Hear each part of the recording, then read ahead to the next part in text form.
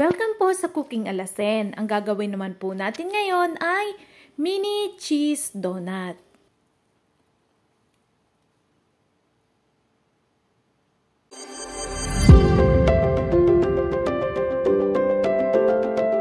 Ariho ang ating mga gagamiting sangkap. 1 cup all-purpose flour, 1/2 cup ng sugar,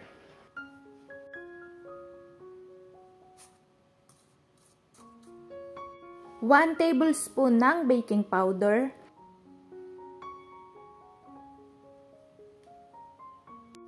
1 medium egg,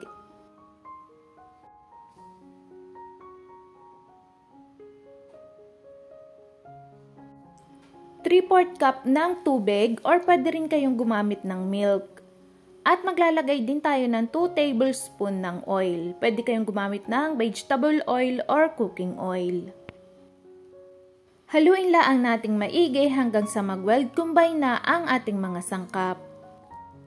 Ariho ang consistency ng ating gagawing mini donut. Sunod naman ho ay hahatiin natin ari sa dalawa. Arihong isa ay plain laang, ari naman hong isa ay lalagyan natin ng ubi flavoring.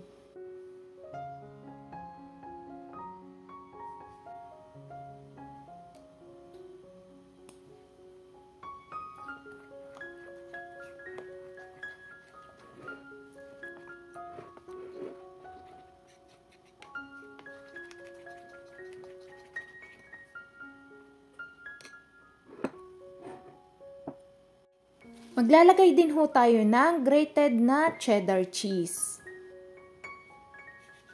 Gagamit ho ako ng donut maker. Ariho ay hindi ko na kailangan pang i-grease dahil yung atin hong mixture ay meron ng oil.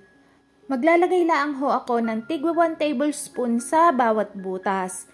Ariho ay naka-on na yung ating donut maker habang inilalagay ko aring ating mixture.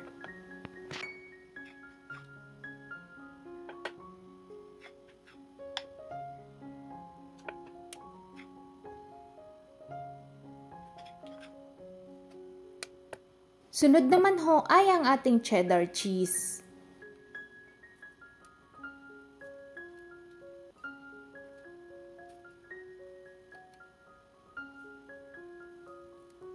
At maglalagay naman ho tayo ng kaunting mixture sa ibabaw para matatakpan ho yung ating cheddar cheese.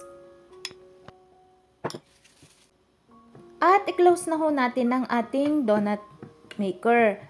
Kapag nakita nyo hong namatay na yung kanyang ilaw, ibig sabihin ho ay ready na ho are. Luto na ho ang ating mini donut. Kung kayo ho ay nakaabot na sa puntong are, wag naman ho sana ninyong kalimutang mag-like at mag-subscribe sa Cooking Alasen at i-hit ang notification bell para updated kayo sa mga bago nating upload na recipe. Mura na, masarap pa.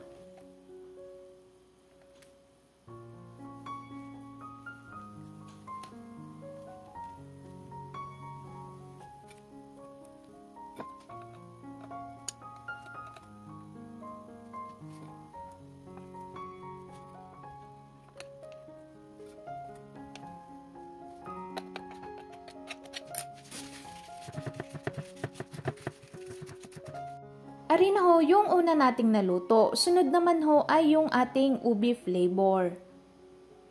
Katulad laang ho ng una nating ginawa, ang ating gagawin din eh. Sa sukat ho ng ating ingredients ay nakagawa ho ako ng 28 pieces na mini donut.